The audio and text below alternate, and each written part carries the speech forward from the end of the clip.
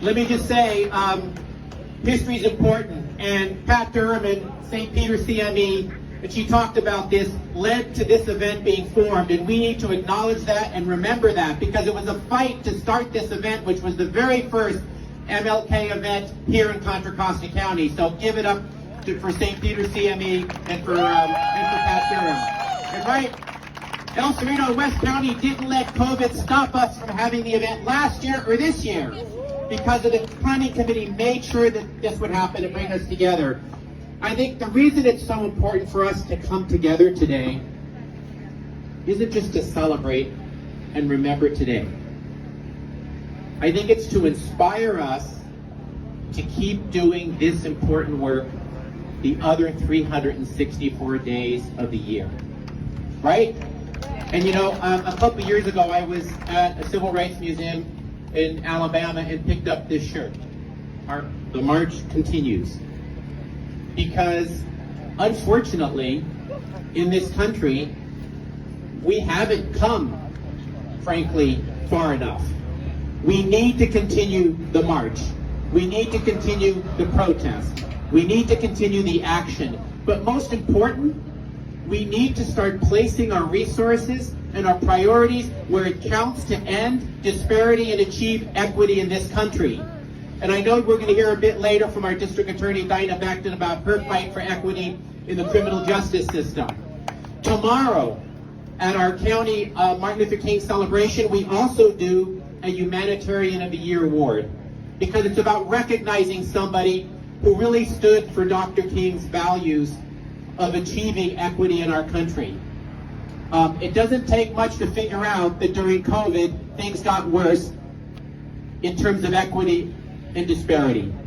The divide between people based on income and social factors just grew.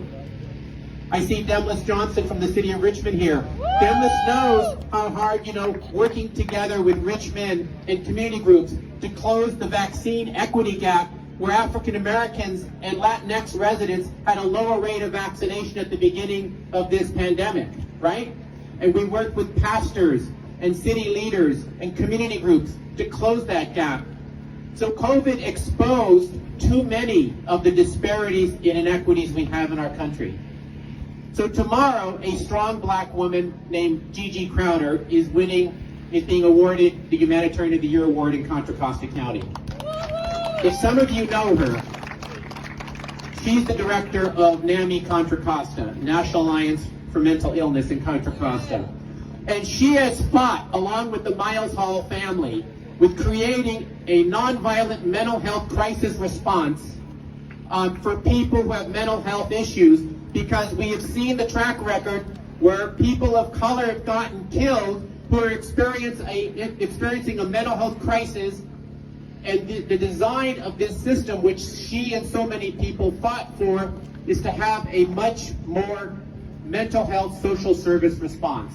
Because if you were white and had a mental health crisis, there was a much lower chance that you were going to get killed by law enforcement than if you were African American or Latino. Yeah.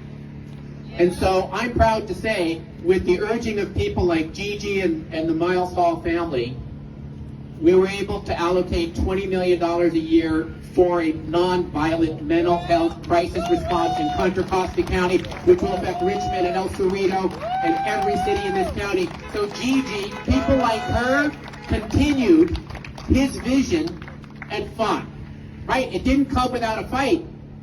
If you saw Gigi at an event, she pointed out and she said, "This is wrong, this is racist, we need to do it a different way." So being among all of you inspires me to continue this work, because I look among you and I see many of you who do this work every day during the year, in your own way, whether it's in your family, your church, or community. So I want to thank all of you, not just for being here today, but for your work 365 days a year to end disparity and achieve full equity in our country. And that's the march that we need to continue to do. So thank you.